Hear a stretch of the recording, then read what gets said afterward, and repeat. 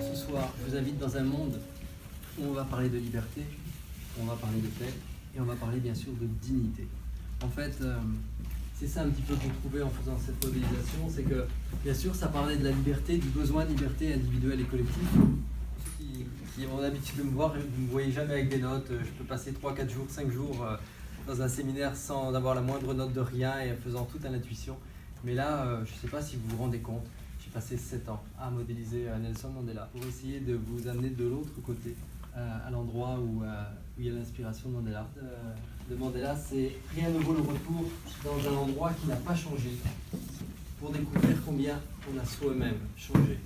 En 2007, j'ai traversé la rue sur Mont-Royal et j'ai vu une photo de Mandela. C'était le livre Portrait autorisé et il pleuvait et je courais et j'ai été arrêté par cette photo.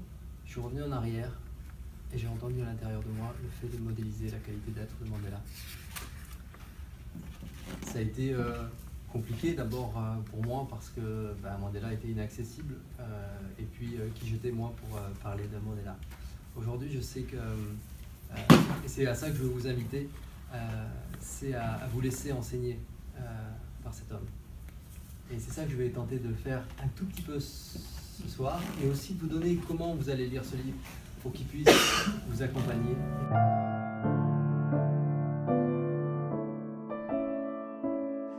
La chose qu'il a fait par rapport à la peur, c'est qu'il l'a reconnue. Et vous verrez dans les citations, il est tout le temps en train de reconnaître sa peur.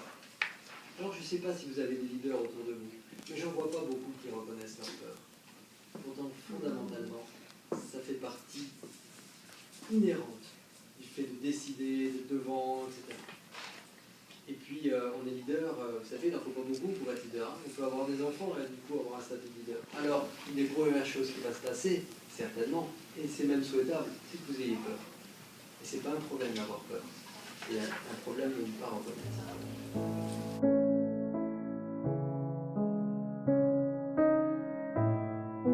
J'étais en colère et j'ai eu peur. Je n'avais plus de liberté depuis longtemps. Cependant, lorsque j'ai senti la haine m'envahir, j'ai compris que je resterais prisonnier si je ne me défaisais pas de ce sentiment. Je voulais être libre, j'ai donc choisi d'oublier. Le but n'est pas d'oublier le passé, le but est d'oublier pour le futur. C'est-à-dire oublier cette haine, choisir d'oublier cette haine, non pas les faits, mais oublier cette haine pour ne pas être prisonnier d'elle quand j'avance dans le futur. C'est vraiment important.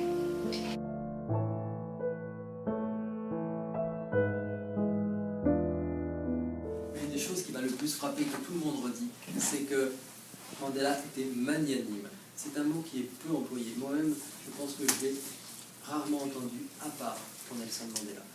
Magnanime, ça veut dire que capable de comportements positifs ou bienveillants pour quelqu'un qui vous a fait du mal.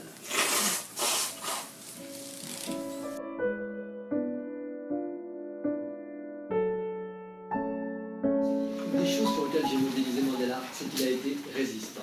Résistant dans la longévité. Il est mort à 95 ans. Ça m'a hyper étonné que quelqu'un qui combat et pas que juste en vie. Un symbole de paix qui est en vie. Comptez les symboles de paix qui sont restés en vie. Vous allez découvrir qu'il a mené le combat mais en se protégeant. Vous regarderez comment il s'est protégé. Et surtout, Mandela a été extrêmement prudent. Mandela, j'imaginais le leader, juste le combattant pantalon pour ceux qui connaissent, ou capitaine à l'arrière, qui gère et qui prend des décisions réfléchies, avec pragmatisme, avec prudence. Et c'est ce qui fait la longévité de manière incontestable. Je vous invite donc à ouvrir ce champ pour vous-même.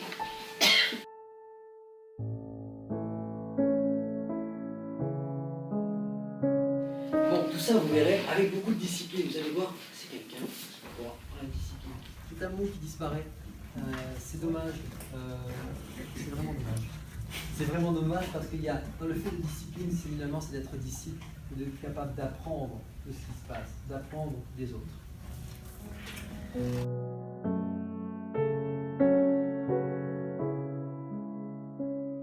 Et puis aussi, Mandela a fait beaucoup pour la maintenance. Je sais qu'il y en a qui travaillent dans la santé ici, plusieurs. Alors il a fait des choses pour se maintenir en santé, physiquement, mais aussi dans l'esprit. Qu'est-ce qui lui donnait de l'envie d'être en santé lorsqu'on a 2,5 mètres carrés ou d'autres? Ben, il y a eu une opération de maintenance. Là, ici, qui sont ingénieurs, une opération de maintenance. Et vraiment, il s'est maintenu dans sa voie, en faisant des petites choses, des toutes petites choses. Et vous observerez dans le livre, ce sont ces petites choses qui l'ont amené à rester le grand homme qu'il est.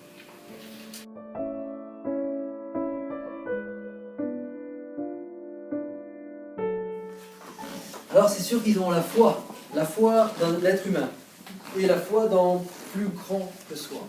Vous avez tous cette expérience-là, même ici les plus gangsters de vous, vous avez cette foi à l'intérieur qu'il y a quelque chose en étant plusieurs, en étant reliés, qui fait qu'on est plus fort que seul.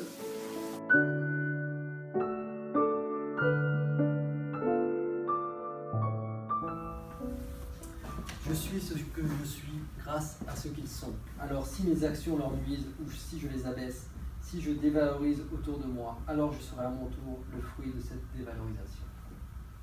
Je vous avoue qu'il m'arrive très régulièrement de dévaloriser les autres. Très régulièrement. La question n'est pas est-ce qu'on le fait ou pas, c'est est-ce qu'on continue à le faire, une fois qu'on s'en aperçoit.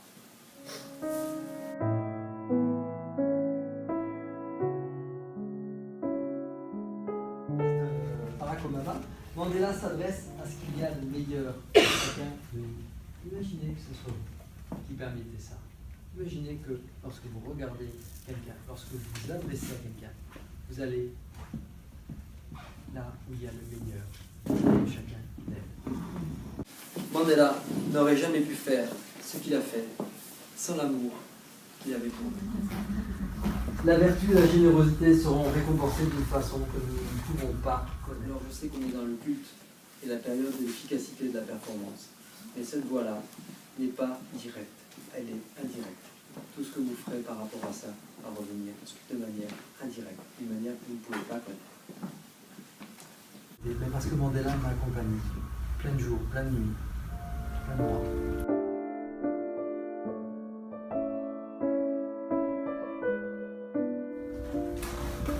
Alors je vais vous demander d'agir. Bah oui. Je vous demander d'agir, je vous demander de porter ce qu'il y a dans ce livre. Alors, comment vous allez accueillir M. Mandela? Vous allez rentrer à l'intérieur, essayer d'imaginer ce que c'est, le ressentir, le descendre à l'intérieur. Comme si, finalement, dans notre universalité, nous étions déjà au courant de ça. Simplement, il faut que quelqu'un...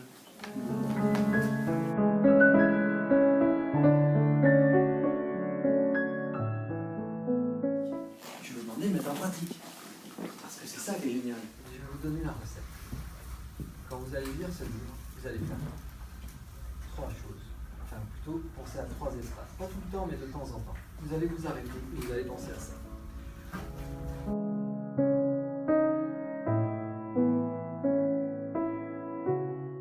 Ce qui permet d'acquérir à la fois cette liberté, cette paix et cette unité, c'est la première chose.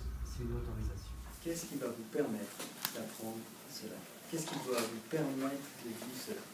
Et donc, de mettre à cet endroit-là les croyances que vous lisez, celles de Mandela, ou parfois les commentaires que vous faites, et de regarder en quoi cela vient nourrir votre autorisation à agir de la sorte. Qu'est-ce qui permet ça? Ça, c'est le verrou de l'autorisation. Quand on n'est pas autorisé à faire quelque chose, vous savez quoi? Ça n'arrive pas. Alors, il faut trouver une autorisation. L'autorisation, dans sa définition, auto, ça veut dire soi-même. Mais quand même, ça vient de la résonance aussi. Alors, prenez ce qu'il y a dedans pour votre autorisation.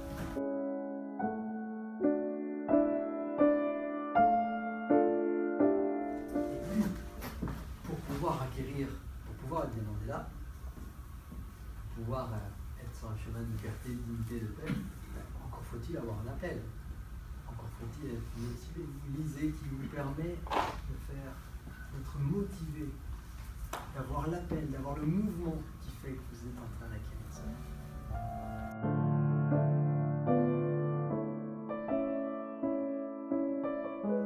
Et puis enfin, allez voir, il y a plein de choses en dessous qui soutiennent. Vous allez avoir des phrases, des moments, des images. C'est des attitudes que vous allez pouvoir mémoriser et passer dans une belle dynamique et qui font que vous êtes soutenu là-dedans.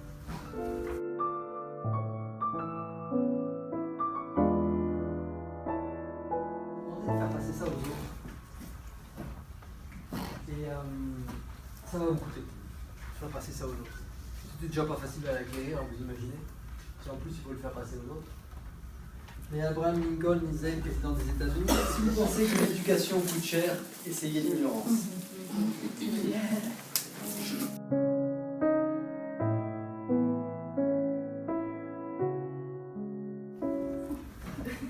Puis, je vais vous demander le pire. Non seulement vous allez vivre, non seulement vous allez l'incarner, non seulement vous allez le transmettre, mais en plus vous allez faire ça à plusieurs. Parce que comme disait Mandela, aucun de nous, en agissant seul, ne peut atteindre le succès.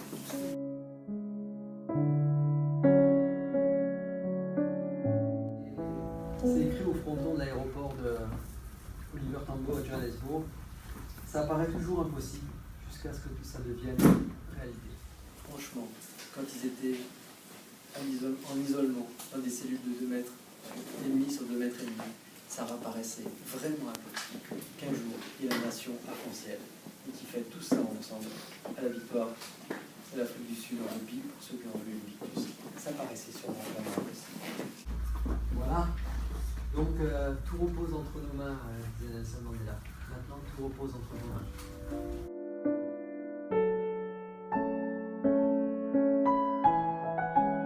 La bonté de l'homme est une flamme que l'on peut cacher, mais qu'on ne peut pas éteindre.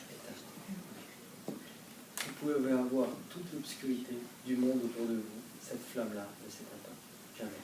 Elle ne s'est jamais éteinte depuis que vous êtes né. C'est pour ça que vous êtes dans cette pièce. Elle ne s'est jamais éteinte.